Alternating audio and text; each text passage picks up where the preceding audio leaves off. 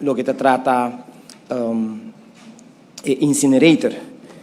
Se ministro-presidente por dar uma informação se o incinerator está ativo, sim ou não, se não está ativo desde que dia e para que motivo não está ativo. E também, seguinte pergunta está com também a situação de incinerator, se lo vai verplaatsen para outra caminho, mirando a situação que tem hopi disputa of reclamo ng caso ng ding korte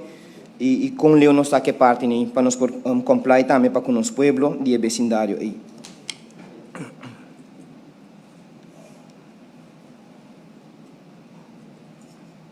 E também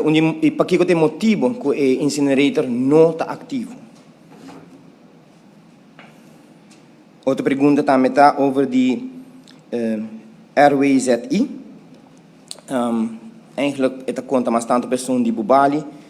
conta para que o projeto com não está em que fase não está se não está acabando com esse muralha não está claro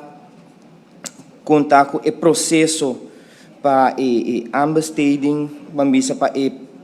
fase novo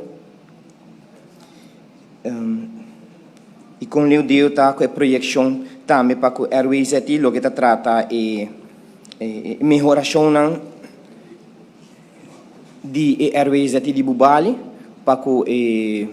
a quantidade de água que está vindo de parte de Bubali se tu aparato não investir em